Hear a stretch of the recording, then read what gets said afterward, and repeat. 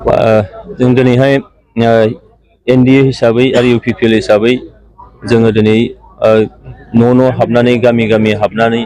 बेबायदि जोङो फोसावदिं खालामगासिनो दङ आरो बे फोसावदिंनायाव दिनैहाय नैबे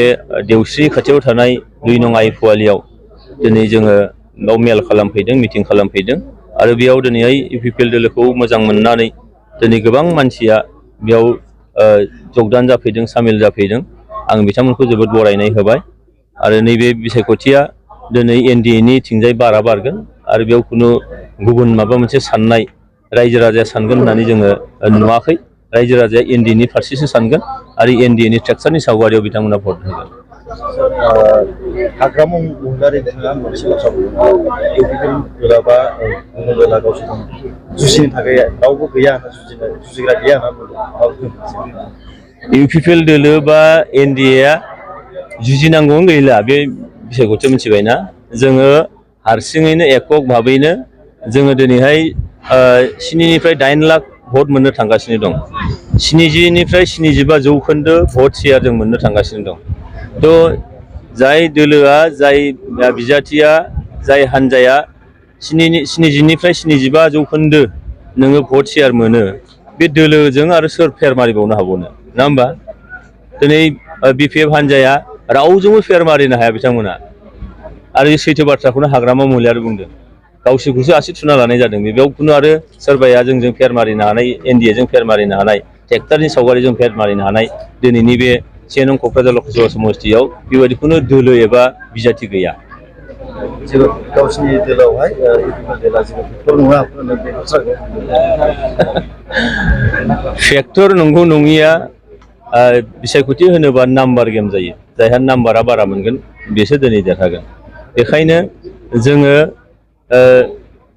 माने मा होनगोन बिपिएफनि थाखाय बिथांमोनहा जेबो साननांगौ गैया जोंनि थाखाय जोंहाबो साननांगौ गैया मानोना जोङो रावनिबो हेंथायै नङा जोंहा जोंनि माबायै जोङो खामानि मावदों मानोना जोङो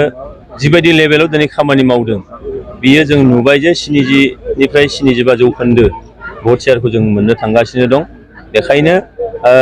जोङो बुंनो हायो जे फैबाय थानाय बिसायख'थियाव जों एनडिए हिसाबै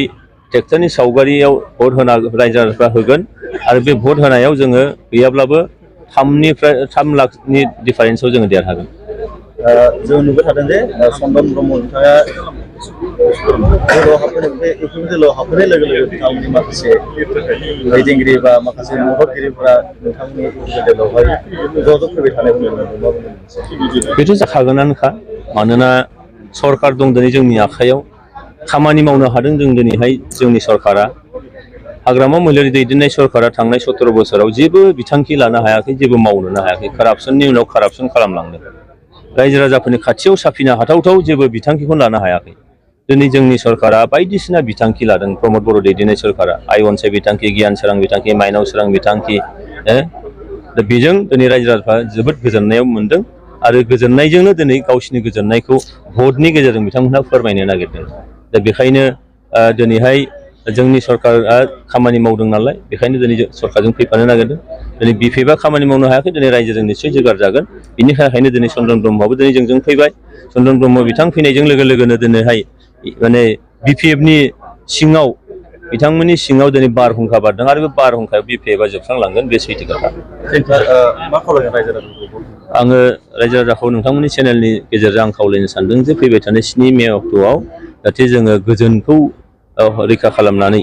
जोबोद आब्रुथियै जों भटखौ होयो सोरबाफोर बेबायदि दावराव दावसि खालामनो नागिरनाय गोजोनखौ सिमफायनो नागिरनाय नुदोंबा जोङो सिदा सिदि आखायाव लानाङा बेखौ आयेन दङ आयेनजों निस्सय बेखौ खालामनायजों प्रसासननो जों खबर होनांगोन आरो बयबो जाहाथे गाव गावनि बेसेन गोसा भटखौ जिथु बे गणतन्त्रनि उत्सब मोनसे